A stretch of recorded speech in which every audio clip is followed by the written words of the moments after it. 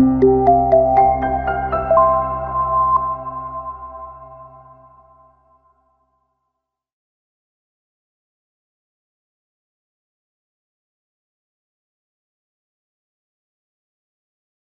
semuanya, selamat datang di course Reverse Engineering Basic for Cyber Security. Sebelumnya perkenalkan, nama saya Satriadi Putra Santika dari Cyber Security Program School of Computer Science BINUS University. Saya ucapkan selamat datang di modul pertama kita mengenai Introduction to Reverse Engineering. Sebelum kita melangkah lebih lanjut, mari kita lihat dulu apa yang akan menjadi learning outcome dari modul kita kali ini. Yang pertama, diharapkan para peserta mampu untuk memahami konsep dasar dari reverse engineering. Lalu yang kedua, diharapkan para peserta mampu untuk menjelaskan manfaat dan aplikasi dari reverse engineering. Lalu yang ketiga, diharapkan para peserta mampu untuk mengenal tools yang digunakan untuk melakukan reverse engineering. Lalu berikut ini adalah outline yang akan menjadi pembahasan kita di modul kali ini. Sebelum kita bicara tentang reverse engineering, kita perlu pahami dulu apa itu konsep dari forward engineering. Forward engineering adalah sebuah proses membangun software dari tahap perencanaan sampai ke tahap implementasi. Jadi kita mulai dari menulis sebuah source code, lalu kode itu kita compile menjadi sebuah program biner, dan akhirnya dieksekusi menjadi proses yang berjalan di komputer. Nah, sebagai contoh, di sini kita punya file sederhana bernama helloworld.c, dan ini adalah sebuah source code berbahasa C yang sangat sederhana, teman-teman. Nah, ketika kode ini kita compile, hasilnya adalah sebuah file biner. Nah, file inilah yang bisa dijalankan oleh komputer. Nah, saat file exe ini dieksekusi, komputer ini akan memuat instruksi-instruksinya ke dalam RAM, dan prosesnya akan berjalan di sistem operasi. Jadi dari source code, kita compile menjadi sebuah file executable, kemudian akan menjadi sebuah proses yang aktif di komputer. Nah, hal inilah yang disebut sebagai konsep dari forward engineering, yaitu alur normal dari membangun sebuah software. Kita mulai dari sesuatu yang manusia bisa baca, yaitu adalah sebuah source code, lalu berubah menjadi sesuatu yang dimengerti oleh komputer. Nah, selanjutnya setelah kita paham ya mengenai konsep dari forward engineering, nantinya kita bisa lebih mudah untuk memahami konsep dari reverse engineering, yaitu melakukan kebalikannya dari proses forward engineering.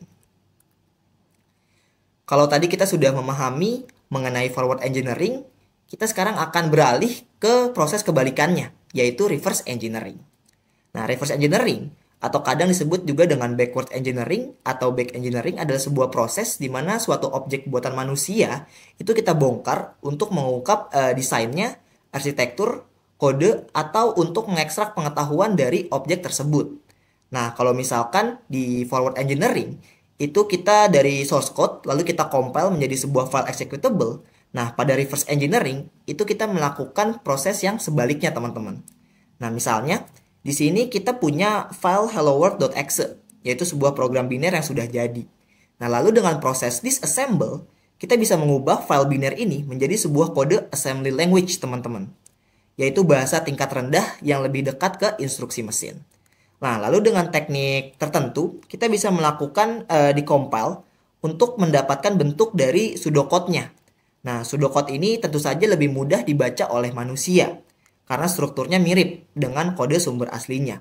Nah, jadi reverse engineering ini adalah sebuah proses membalik dari sesuatu yang komputer bisa jalankan, lalu kita tarik kembali untuk dapat dipahami oleh manusia. Itu merupakan konsep dari reverse engineering. Nah, kemudian dalam praktiknya teman-teman, reverse engineering ini biasanya melewati 3 tahapan utama. Tahap pertama adalah information extraction, di mana di tahap ini kita mengambil sebuah file binary, katakanlah sebuah malware, dan dari file tersebut kita mulai mengekstrak informasi awalnya seperti strings, API calls, struktur file, hingga perilaku dasarnya. Nah, informasi ini sangat penting sebagai fondasi untuk analisis lebih lanjut. Nah, tahap kedua adalah modeling atau analysis, teman-teman. Di mana informasi yang sudah kita kumpulkan sebelumnya akan kita ubah menjadi sebuah pemahaman konseptual. Misalnya, bagaimana cara kerja dari malware tersebut, bagaimana alur eksekusinya, serta teknik proteksi yang digunakan.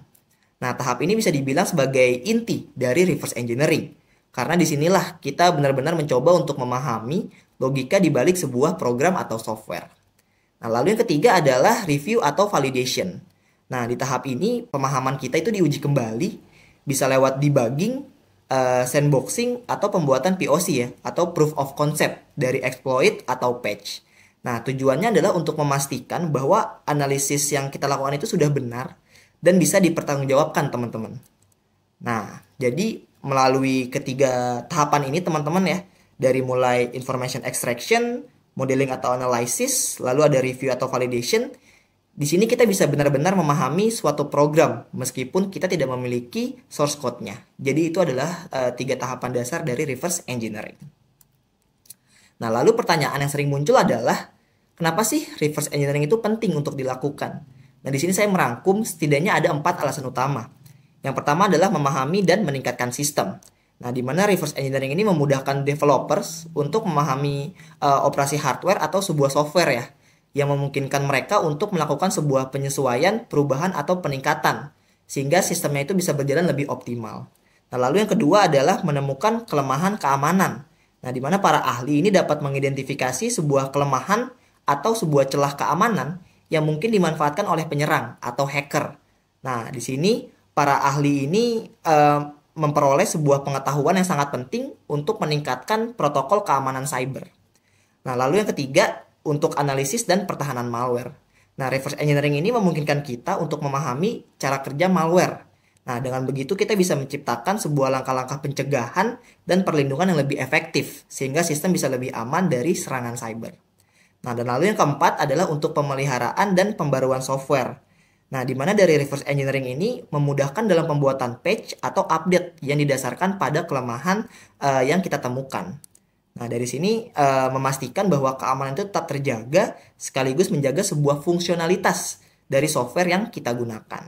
Nah, jadi reverse engineering itu emang bukan hanya sekedar membongkar sebuah software ya, tapi juga menjadi sebuah kunci untuk memahami, melindungi, dan meningkatkan keamanan serta kualitas sistem yang kita gunakan sehari-hari. Nah, sekarang mari kita lihat beberapa contoh kasus dari penerapan reverse engineering. Yang pertama adalah analisis malware WannaCry ya di tahun 2017, di mana saat itu ransomware WannaCry ini menyerang ribuan komputer di seluruh dunia.